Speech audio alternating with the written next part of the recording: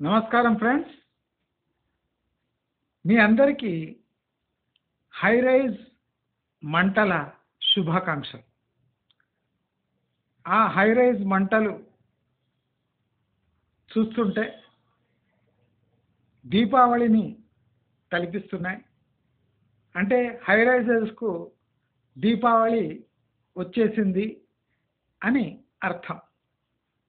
High రైజెస్కి Naraka Chaturdashi start అయిపోయింది. మనము high rise full occupancy దాని బ్యూటీ మనం ఇంకా చూడలేదు. ఊహాజనిత చిత్రాలు, డిజిటల్ ఇమేజెస్, అదే కాకుండా డిజిటల్ యాడ్స్,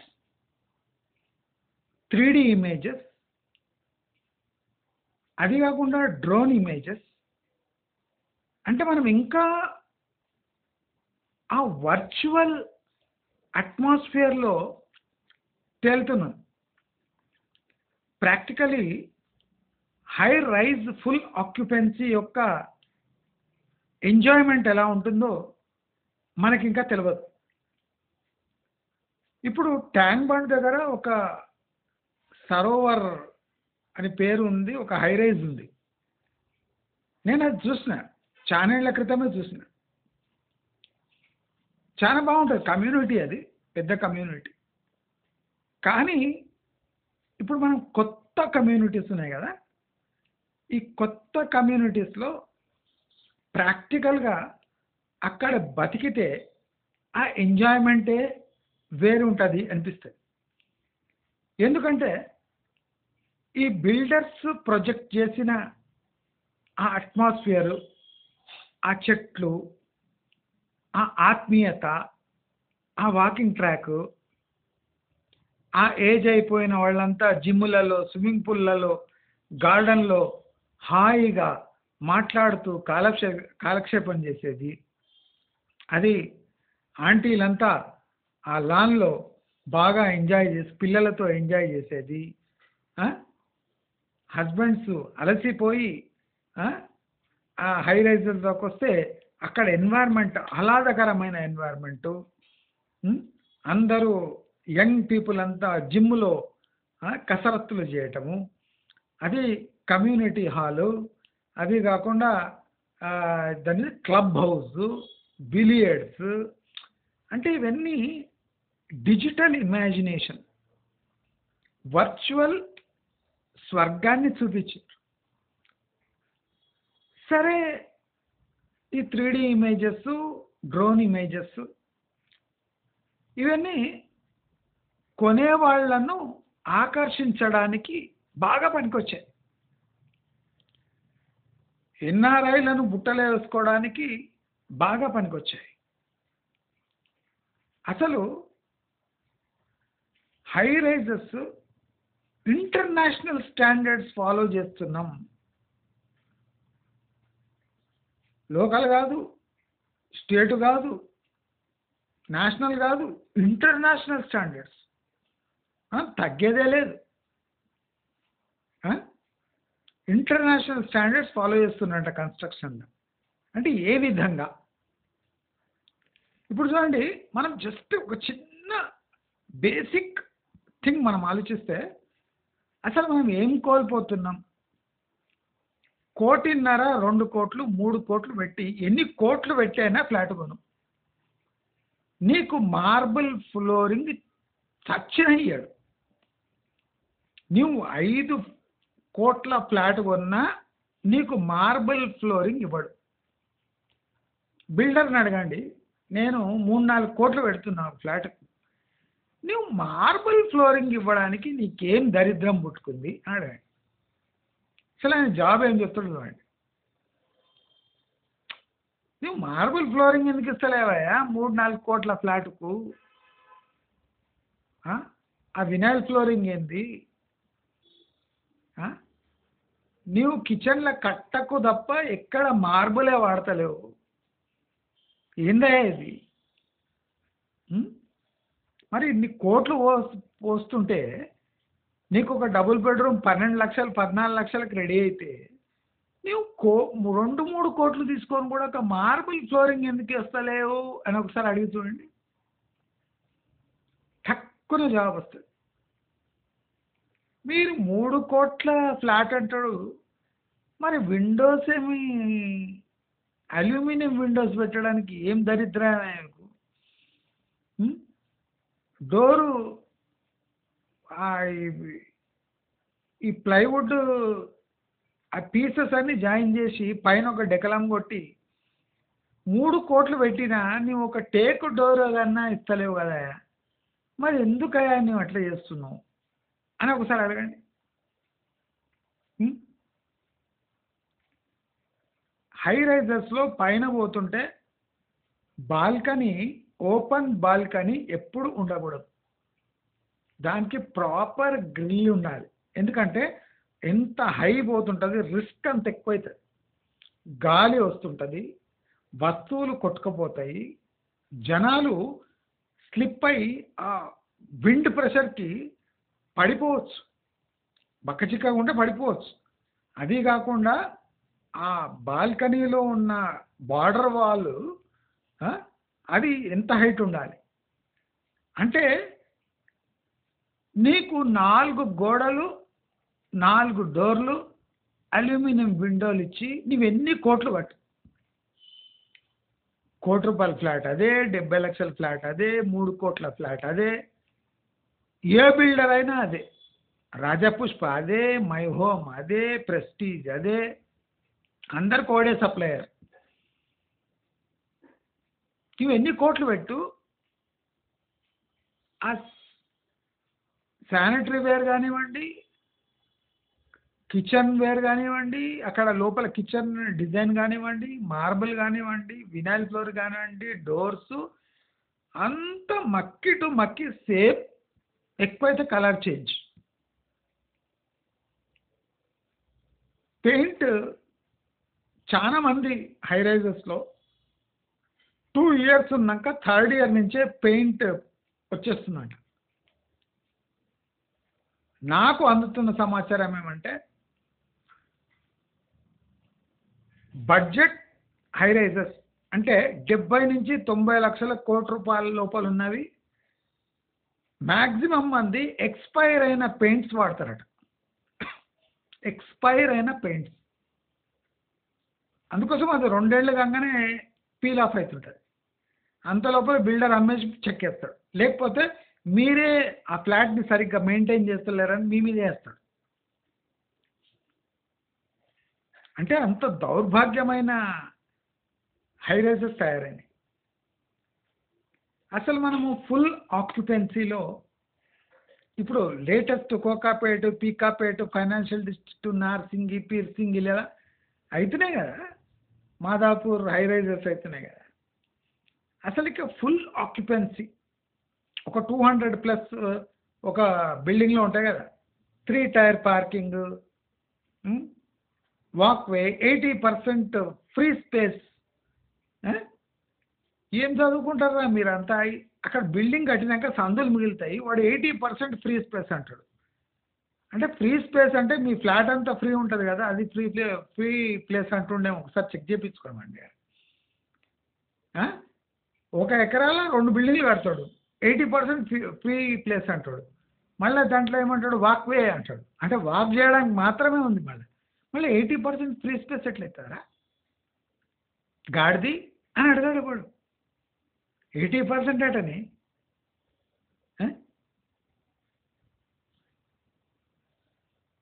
చూస్తే తెలియదారా నీకు ఎంత ఖాళీ ఉందో?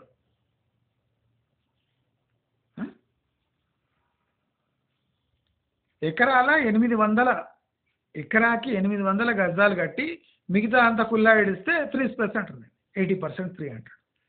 మరి మొత్తం కలిసేసి గల్లీ ఇడుస్తాడు, సెట్ బ్యాక్ ఏముండదు, ఆడ వాక్వే తప్ప ఏముండదు. మరి 80% ఎట్లయితుందిరా అని అడగవద్దు మీరు. మీ అమ్మ నాయన లక్షల ఫీజులు కట్టి స్కూళ్ళల్లో, మళ్ళీ మీరు ఐఐటీలో ఎంబీఏలు చదివి ఒక్కొక్కడు CEO అట, CFO అట, వైస్ ప్రెసిడెంట్ అట, హైఫై పీపుల్ అంటే ఉండేవాళ్ళు. మళ్ళీ సన్నాసులకు ఈ మాత్రం జనరల్ నాలెడ్జ్ ఉండదా? మరి ఆ కంపెనీని ఎట్లా మెయింటైన్ చేస్తారో ఏమో దేవునికే తెలుసు. కామన్ సెన్స్ లేని సన్నాసులు, దమ్ము ధైర్యం లేని సన్నాసులు హై రైజర్స్లో చేరి ఆ, పెద్ద హై సొసైటీ అట. ఏమైనా హై సొసైటీ బేసిక్ రైట్స్ని క్లెయిమ్ చేయలేని దద్దమ్మలు హై రైజర్స్లో ఉండి ఏం లాభం రా మీరు ఉండి? చెత్తనా కొడుకులారా.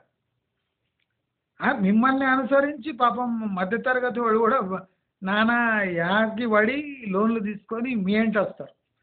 మీరెంత సన్నాసులో వాళ్ళకి తెలియదు. ఇప్పుడు రీసెంట్గా మనం చూసినాం మై హోమ్. మొత్తం మంట అంటుకొని బొగ్గు బొగ్గు అయితే సోషల్ మీడియాలో కానీ ఆ లీక్ కాకుండా ఎంత టైట్గా ఉంచారు చూడండి. అంటే యాక్చువల్ చూస్తే ఇప్పుడు మై హోమ్ ఆ బిల్డింగ్ నెంబర్ 5లో అసలు మై హోమ్ ఆ దీంట్లోనే ఓడ తీసుకోవద్దు ఫ్లాట్. ప్రజలంతా వచ్చి ఫుల్ ఆక్యుపెన్సీలా ఆ మంట చెలరేగింటే ఒక లెవెల్ ఉంటుండే. అక్కడ అంటుకోవడానికి ఏం లేదు, అయినా అంత పెద్ద అగ్ని ప్రమాదం అయింది. అంటుకోవడానికి అన్ని గిర్నిషింగ్స్ అన్నీ ఉంటాయి, బెడ్స్ గిడ్స్ గ్యాస్ సిలిండర్లు. మీరు చూడండి, పైప్డ్ గ్యాస్ పైప్ నుంచి పంపిస్తారట. అది గిన ట్రిగ్గర్ అయ్యింటే మొత్తం బిల్డింగ్ లేచిపోతుంది. పైప్డ్ గ్యాస్ కనెక్షన్ లీక్ అయి ఫైర్ అంటితే ఫైర్ సిబ్బంది వచ్చే ముందే పైప్ లైన్లన్నీ బ్లాస్ట్ అవుతాయి. అంటే డైనమైట్ పెట్టి హైరైజ్ని లేపినట్లు లేపరేస్తుంది. మీరు ఇమాజిన్ చేయండి, నేను ఒక జస్ట్ చెప్తున్నా మీకు హైరైజ్లో ప్రాబ్లమ్స్ ఎట్లా వస్తాయి. ఒక 200 ఫ్లాట్స్ వాటర్ ట్యాంక్ పైన ఉందనుకోండి. 200 ఫ్లాట్స్ వాటర్ ట్యాంక్ టాప్ ఫ్లోర్లో ఉంది. దాంట్లో ఎన్ని నీళ్ళు ఉండాలి, దాంట్లో కంటిన్యూస్ ఫ్లో ఉండాలన్నా లేదా, దాని వెయిట్ బేరింగ్ ఎబిలిటీ ఆ బిల్డింగ్ది ఎట్లుంటుంది. యూ జస్ట్ ఇమాజిన్ 200 ఫ్లాట్స్ తల మీద ట్యాంక్. వీళ్ళు ఇంటర్నేషనల్ టెక్నాలజీ యూజ్ చేసి పెయింట్ కూడా రాలిపోయే టెక్నాలజీ యూజ్ చేసి వీళ్ళు బిల్డింగ్లు కడుతున్నారు. పెయింట్ 2 ఏళ్ళకి ఆరిపోతుంది. అయినాక మధ్యలో పెట్టిన ఆ ఫ్లై యాష్ బ్రిక్స్ పెడుతుండో సిమెంట్ బ్రిక్స్ పెడుతుండో ఏం పెడుతుండో దేవునికే ఎరక. ఆ పిల్లర్స్ ఏ టెక్నాలజీతో కడుతుండో దేవునికే ఎరక. మనం ఎంత ఎక్కువ ఇంటర్ఫియర్ కావద్దు. నేను చెప్పేది జస్ట్ వినండి. మీరు ఇక హైరైజ్ ముఖం చూడరు. కోట్లు పెట్టి కొని వేలు మెయింటెనెన్స్ కడితే మీరు ఎక్కడ కూర్చుంటారంటే ఎస్టీపీలో క్లీన్ చేసిన రీయూజ్ చేసిన వాటర్ లాన్లో కూర్చొని ఆ కంపును ఆస్వాదిస్తూ ఉంటారు. మీకన్నా మీ బతుకుల కన్నా ఈ జిహెచ్ఎంసీ పార్కు నయం. జిహెచ్ఎంసీ పార్కులు ఉంటాయి కదా చిన్నవి, అక్కడ మామూలు నీళ్ళు యూజ్ చేస్తారు. మీకేం దొరుకుతుంది?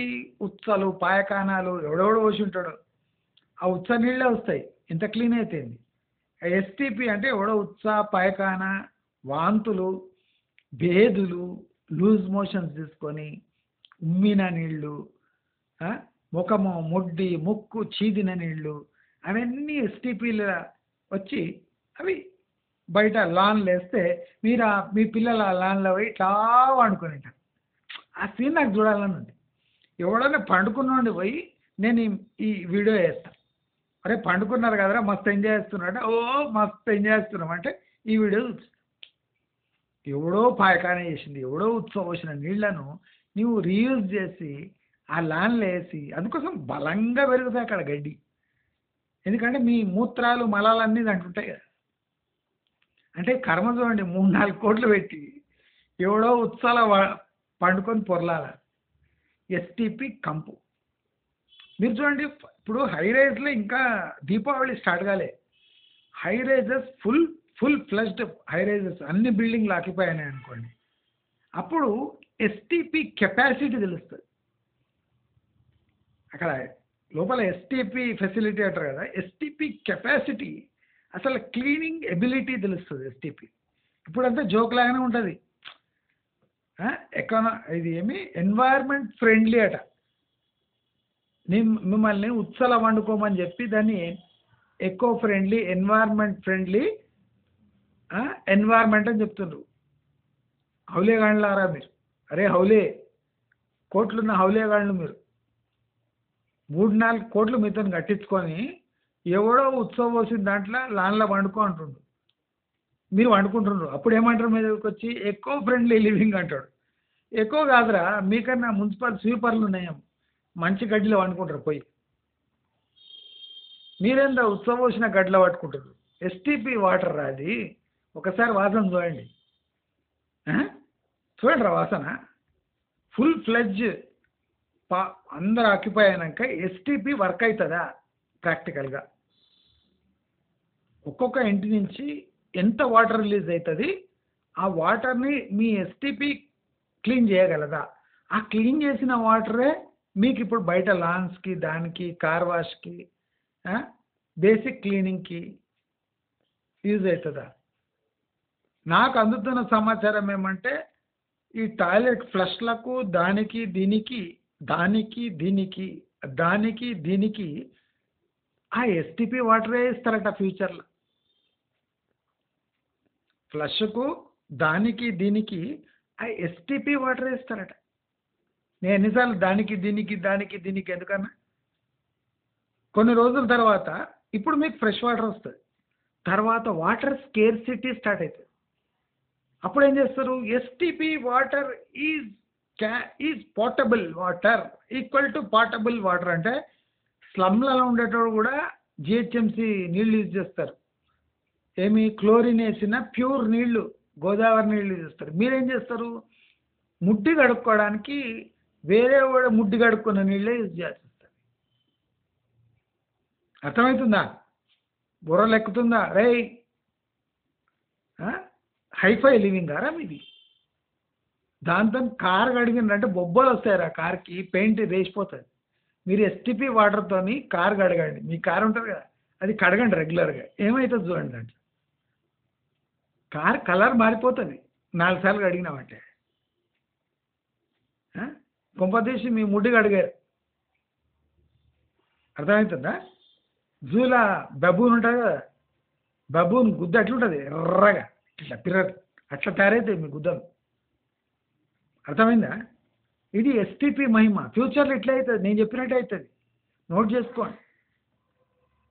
చేసుకోండి, ఇట్లే ఉంటుంది మీ పరిస్థితి. అదే కాకుండా portable drinking water for general use, ఇది కూడా భయంకరమైన ఎద్దడి వచ్చి ఏమవుతుంది, ట్యాంకర్లతోని నీళ్లు యూజ్ చేయాల్సి వస్తుంది. ఒక్క బిల్డింగ్లో 200 ఫ్లాట్లు అంటే 4 వేసుకున్నా మినిమం 800 నుంచి 1200 మంది ఉంటారు. 1200 మందికి 24/7 వాటర్ సప్లై చేసే ఎవడు లేడు, అసలు ఎవడు చేయలేడు. స్టాండ్ అలోన్ అపార్ట్మెంట్స్లోనే మొత్తం ట్యాంకర్ నీళ్ళు యూజ్ చేస్తుండ్రు. 1200 మంది ఒక బిల్డింగ్లు ఉంటే మీకు గ్రౌండ్ వాటర్ పనికి వస్తుందా? మీకు కామన్ సెన్స్ ఉందారా? మీకు తీసుకునేటప్పుడు అడగర్రా, వీళ్ళని క్వశ్చన్ చేయర్రా? మీరు వాటర్ కోసం ఎంత ఖర్చు అవుతుందని అడగర్రా? మీరు మెయింటెనెన్స్లో వాటర్ కోసం ఎంత, ఫుల్ ఆక్యుపెన్సీలా వాటర్ రాకపోతే ఏమవుతుంది అని అడుగుతారా? మీరు హైరైజ్ తీసుకున్నప్పుడు గాడిదలు కాస్తున్నారా? ఏమైందిరా ఎడ్యుకేషన్ మీది? చవట దద్దమ్మల్లా. ఫుల్ ఆక్యుపెన్సీలా వాటర్ డిప్లీట్ అయితే ట్యాంకర్ వేపిస్తే కాస్ట్ ఏమవుతుందని అడగండి ఒకసారి, తెలుస్తుంది మీకు, కథ ఏందో తెలుస్తుంది. ఇప్పుడు మీరు ఫైర్ సేఫ్టీ అంటారు కదా, ఫైర్ సేఫ్టీ మెయింటెనెన్స్కి యాన్యువల్ ఎంత మెయింటెనెన్స్కి ప్రాక్టికల్ ఖర్చు అవుతుంది. ప్రాక్టికల్ ఫైర్ ఫైటింగ్ మెకానిజం మెయింటెనెన్స్కి ఇయర్లీ ఎంత ఖర్చు అవుతుంది?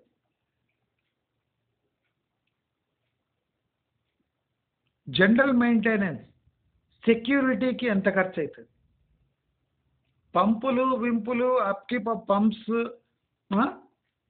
ఈ మోటార్లు, ఈ housekeeping, lawn maintenance, plus మీరు అనుకుంటున్నారేమో కానీ ఈ క్లబ్ హౌస్ మెయింటెనెన్స్ ఎంత అవుతుంది, క్లబ్ హౌస్ యూటిలిటీ ఎంత, మీరు యూజ్ చేసుకునేది ఎంత, మెయింటెనెన్స్ ఎంత కడుతున్నారు ఒకసారి క్లియర్గా అడగండి. ఫుల్ ఆక్యుపెన్సీలా ఎన్ని ఇయర్స్కి బిల్డింగ్ మెయింటెనెన్స్కి వస్తుంది, మెయింటెనెన్స్ షెడ్యూల్ ఉంటుంది కదా, ఒక బిల్డింగ్ ఎన్ని ఇయర్స్ తర్వాత మెయింటెనెన్స్కి రెడీ అవుతుంది, మెయింటెనెన్స్ ఖర్చు ఎంత అప్రాక్సిమేట్. ఎప్పుడు అడిగిన రారా బిల్డర్లకు ఈ క్వశ్చన్స్ అడిగిన రారా దద్దమ్మలారా, చదువుకున్న సన్నాసులారా, సాఫ్ట్వేర్ సన్నాసులారా, ఇప్పుడు అడిగిన రారా? నేను అడిగిన ప్రశ్నలు వాడిని అడగండి. ఉత్సవం వసుకుంటాడు ఇవన్నీ ఎవడు చెప్పాడు అంటాడు. అది కాకుండా యూ ఇమాజిన్ ఒక హైరైజ్లో 200-250 ఫ్లాట్స్ ఉంటే ఒక ఫ్లాట్కు 2 కార్లు వేసుకోండి, ఫ్లాట్కు 2 కార్లు, కార్ పార్కింగ్కే 10 లక్షలు తీసుకుంటారు, 10, 15, 20 ఎవరికి ఇష్టం వచ్చినట్టు వాడు. మీరు యాన్యువల్ ఇంట్రెస్ట్ లెక్కేసుకోండి, parking 10-20 lakhs for parking divided by 12 months, interest లెక్కేసుకొని దాన్ని డివైడ్ చేసుకోండి. అంటే మీరు కార్ పార్కింగ్కి ఎంత రెంట్ కడుతున్నారు apart from maintenance, how much you are paying for only parking,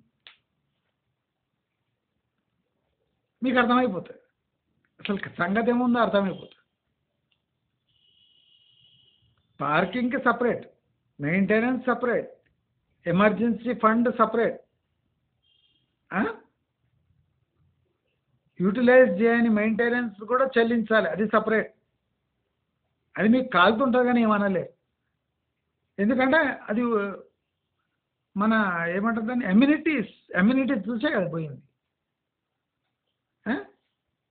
చలికాలంలో స్విమ్మింగ్ పూల్లో దిగి చూడండి రా మీరు,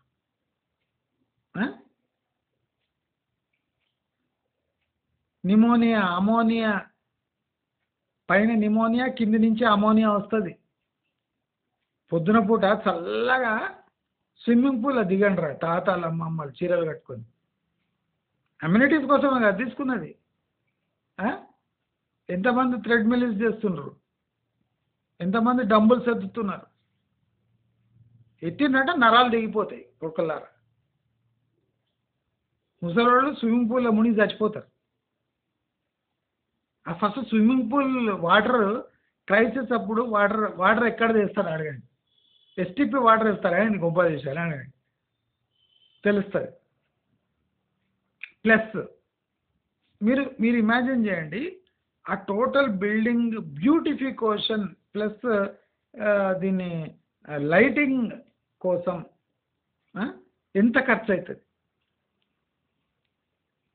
అంటే ఈ నరకం మామూలుగా ఉండదు. మెయింటెనెన్స్ చాలా ఇంపార్టెంట్. బిల్డింగ్ ఎట్లా ఏజ్ ఎక్కువైతుంటుంది, మెయింటెనెన్స్ భారీగా పెరుగుతుంది. అప్పుడు బిల్డర్ మీ దగ్గర ఉండరు, మీ సొసైటీ దాన్ని మెయింటైన్ చేయాలి. సొసైటీ ఎట్లా మెయింటైన్ చేస్తుంది? ఇప్పుడు బిల్డర్ కంటే ఆయన చేతి ఉన్నప్పుడు అంతా వర్కర్స్ ఉంటారు చేపిస్తారు. ఇప్పుడు మెయింటెనెన్స్ సపరేట్ అయినాక 24/7 మెయింటెనెన్స్ పీపుల్ ఉండాలి. దాని కాస్ట్ ఎట్లా ఎస్కలేట్ అవుతుంది, అది మీ ఈఎంఐపై బర్డన్ కాదా? డిప్రిసియేటింగ్ అసెట్ పై ఇంక్రీజింగ్ మెయింటెనెన్స్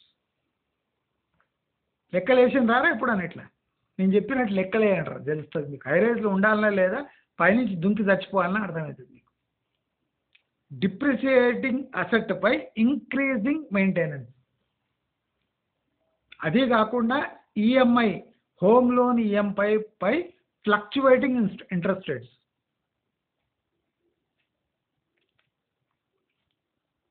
చాలా ఇంట్రెస్టింగ్ ఉంటుంది. హై రైజ్లో ఉండి ఆ, నాకైతే చూసేది అసలు వాళ్ళ ముఖాలు చూడాలి. ఎస్టీపీ వాటర్తో ముఖం కడుక్కోవాలి, పండ్లు తోముకోవాలి నా కొడుకులు. ఆ టైం వస్తుంది. నేను గ్యారంటీ చెప్తున్నా, ఎస్టీపీ వాటర్తోని పండ్లు కొడుక్కునే టైం వస్తుంది. 3 కోట్లు 4 కోట్ల ఫ్లాట్ల ఎస్టీపీ వాటర్తో ముఖం కడుక్కొని పుక్కిలించాల్సి వస్తుంది. ఆ రోజు నాకు చూసేది ఉంది. మైనస్ యూడిఎస్ బిగ్గెస్ట్ ఇదేమాట మోసం. ఇది హై రైజ్లో బిగ్గెస్ట్ మోసం అంటే నెగటివ్ యూడిఎస్. క్యాల్కులేట్ చేసి చూపించమనండి. అరే మళ్ళీ నువ్వు యూడిఎస్ అన్నావు కదా, ఎట్లా వస్తుంది చూపిరా నాకు యూడిఎస్ అని. ఇన్ని ఫ్లాట్లు ఉన్నాక నాకు యూడిఎస్ ఎట్లా వస్తుందా నువ్వు అన్నట్టు 25-30 గజాలు ఎట్లా వస్తుందిరా యూడిఎస్ అన్నాడు. క్యాల్కులేట్ చేసి చూపించమని. కామన్ అసెట్స్ వాడిని ఎట్లా అడగాలి యూడిఎస్ అంటే, కామన్ అసెట్ మైనస్ అంటే ఆ హై రైజ్ యొక్క square yards divided by UDS.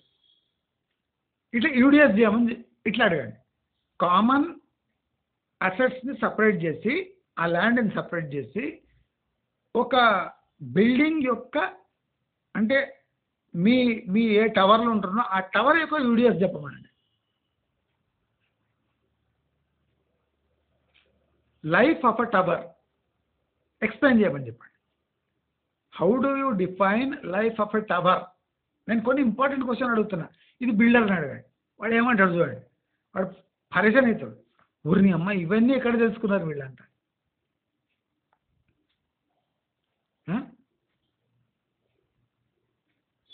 మీరు బాత్రూమ్స్లో కిచెన్స్లో అక్కడ యూజ్ చేసే ట్యాప్స్, శానిటరీ ఇవి ఉంటాయి కదా, పైప్స్ అవి ఇవి అన్నీ ఉంటాయి కదా, దాని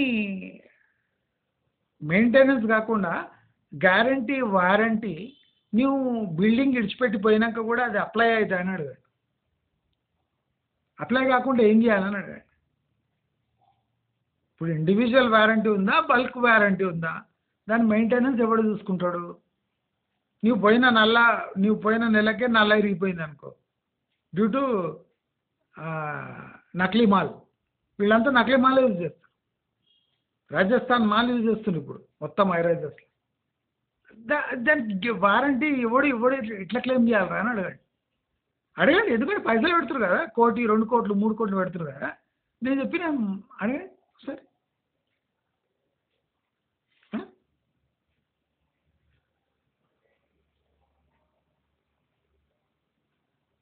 ఇండివిజువల్ హౌస్ ఇన్సూరెన్స్ కాకుండా అన్ఇన్ష్యూర్డ్ ఇన్సూరెన్స్ లేని ఈ కమ్యూనిటీలో అసెట్స్, ఇన్సూర్డ్ లేని అసెట్స్ ఏమున్నాయి అడగండి ఒకసారి.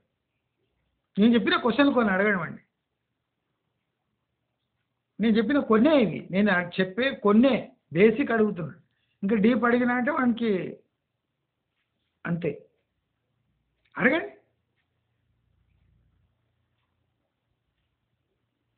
నీవు క్లెయిమ్ చేస్తున్న డెవలప్మెంట్ ఎప్పట్లో వస్తుంది అనే ఒక క్వశ్చన్ అడిగాడు. నీవు క్లెయిమ్ చేస్తున్న డెవలప్మెంట్ ఎప్పట్లో వస్తుంది? ఆ క్లెయిమ్స్ మీదనే కదా ప్రైస్ డిసైడ్ చేసింది. క్లెయిమే కదా అది. ప్రాక్టికల్ అక్కడ ఏముండదు. అన్ని రోడ్లు 10 కిలోమీటర్లు పోతే కిరాణా షాపు ఉండదు.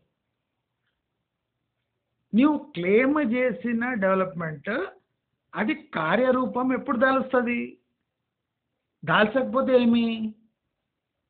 దాని వాల్యూ ఏమన్నా డిప్రిషియేట్ అవుతుందా? అప్రిషియేట్ ఏ పేస్లో అవుతుంది? ఒకసారి క్వశ్చన్ అడగండి. అప్రిసియేషన్ ఏ పేస్లో అవుతుంది? డిప్రిసియేషన్ మెథడ్ ఏమి? ఈ రెండు అడగండి. అప్రిసియేషన్ ఏ పేస్లో అవుతుంది, డిప్రిసియేషన్ మెథడ్ ఏమి అని ఒక క్వశ్చన్ అడగండి బిల్డర్. వాడు ఏమంటాడు చూడండి. నేను ఇవి చెప్పేవన్నీ బేసిక్ చెప్తున్నా. Negative UDS, maintenance, fire fighting. Fire విషయానికి వస్తే 99% బిల్డింగ్స్ ఆర్ అట్ రిస్క్. నేను ఇంకోటి కూడా చెప్తున్నా, సెస్మిక్ రిస్క్, అర్త్క్వేక్ రిస్క్ ఎవ్వరు అసెస్ చేస్తలేరు. ఇప్పుడు వీళ్ళు ఎట్లా తోవి తోవి తోవి తోవి 100 ఫీట్లు తోవి వీళ్ళు ఎట్లా హైరైజ్ కడుతున్నారు కదా. సెస్మిక్ యాక్టివిటీ గిన ఎక్కువైందంటే దీనికి సెస్మిక్ యాక్టివిటీకి ఏమన్నా ఫుల్ ప్రూఫ్ మెకానిజం ఉందా, దానికి ప్రిపేర్డ్ ఉన్నాయా, ఎర్త్ క్వేక్ రెసిస్టెంట్ మెటీరియల్ ఏమైనా యూజ్ చేసిండ్రా ఒకసారి అడగండి బిల్డర్ని, వాడు ఏమంటాడు చూడండి. ఎర్త్ క్వేక్ ప్రూఫ్ మెకానిజం ఏమైనా ఉందా? బేసిక్ క్వశ్చన్స్ నేను వేసేది. మీరంతా బుర్రున్న సన్నాసులు కదా. సిఓలు వైస్ ప్రెసిడెంట్లు ఎలీట్ పీపుల్ ఉంటారట, ఎలీట్. ఆ ఎలీట్ సన్నాసులకి ఈ ప్రశ్నలు అడగడానికి వస్తలేదో తెలియదు, కానీ వీళ్ళంతా ఎలీట్ పీపుల్. ఐటీ కడితే ఎలీటే, వాడు ఎంత సన్నాసాన్ని ఉండని. ఐటీ కట్టిండా, 2 కార్లు ఉన్నాయా, వాడు ఎలీటే. ఏంద్రా ఇది? ఇవాళ చూసాను కదా హైరైజ్ ఎట్లా మంటలు అంటుకున్నది. రేపు మీకు దక్కేది అదే. బిక్కు బిక్కు అనుకుంటా ఇవి చేస్తే కడుక్కోవడానికి నీళ్ళు వస్తాయా లేదా అని కూడా 20th ఫ్లోర్లో ఇట్లా భజన వేయాలి. మీరు చూడండి, ఫుల్ ఆక్యుపెన్సీలో వెస్ట్ హైదరాబాద్ ఎట్లా కిటకిటలాడుతుంది, విలవిలలాడుతుంది. మూసి పక్కనున్న చాననయం ఆ ఎస్టీపీ వాటర్ అంతా ఉట్టిగా మూసిలో కలిపేయచ్చు. మూసి పక్కకు లేకుంటే ఎట్లా కొబ్బరి నీళ్ళు ఏం కావాలి? రేవంత్ రెడ్డిని పట్టుకుంటే మళ్ళీ దాన్ని కొబ్బరి నీళ్ళు వేస్తాడు, మూసి నీళ్ళు వేస్తాడు, మూసిలో కొబ్బరి నీళ్ళు వేస్తాడు, కొబ్బరిని మళ్ళీ మూసి నీళ్ళు వేస్తాడు. ఆయన చేసే ప్రయత్నం ఆయన చేస్తాడు. మూసి పక్కకు ఉందనుకోండి ఎఫ్టీఎల్ బఫర్ జోన్లో, లక్కీ మీరు ఒక పైప్ వేసేసి మూసిలు ఇడిచిపెట్టారు, కథం కాహని. దయచేసి నేను చెప్పే పాయింట్స్ జోక్స్ కాదు. రేపు ఫుల్ ఆక్యుపెన్సీలా నరకం కన్నా ఘోరం ఉంటుంది హైరైజ్. మీరు చూస్తూ ఉండండి. ఇప్పుడు నేను చెప్పిన కరెక్ట్ అవుతున్నా కదా, ఇప్పుడు ఇది కూడా చెప్పినట్టు ఇట్లే ఉంటుంది, ఫుల్ కామెడీ. మీరు ఆ లాన్ కామెడీ మాత్రం మర్చిపోకండి. ఎవరైనా పిల్లలు ఆంటీలు ఇలా వండుకుంటారు లాన్లో, పోయి అడగండి ఈ లాన్ బాగుందా అని అడగండి. ఈ వాటర్ మళ్ళీ అట్లా వస్తున్నాయి కదా, ఇట్లా వండుకున్నారా అని ఒకసారి. వాడు దెబ్బకు లేచి లిఫ్ట్ ఎక్కి వెళ్ళిపోతాడు. మీరు ఒకసారి ట్రై చేయండి. అంటే దీంట్లో ఉన్న ఆనంద బాష్పాలు ఎట్లా వస్తాయో వాళ్ళకి చూడండి ఒకసారి. మీరు చూస్తూ ఉండండి. హై రైజ్ అది స్టార్ట్ అయ్యి ఫుల్ పేస్ పోయే ముందే పతనం స్టార్ట్ అయిపోయింది. మై హోమ్ గ్రూపు ఒక ఆదర్శమైన ఎగ్జాంపుల్ సెట్ చేసి, హై రైజ్లో కొంటే మీ బతుకులు ఎట్లుంటాయని ఆ స్మోక్ చూస్తుంటే ఆహా అంటే ఇంపు ఉంది వాళ్ళు. అవునా కదా? నేను చెప్పింది కరెక్ట్ అవుతుందా లేదా? మీకు ఇటువంటి వీడియోస్ కావాలంటే, నా వీడియో నచ్చినట్టయితే లైక్, షేర్, సబ్స్క్రైబ్ చేసుకోండి. తప్పకుండా షేర్ చేయండి. నమస్తే.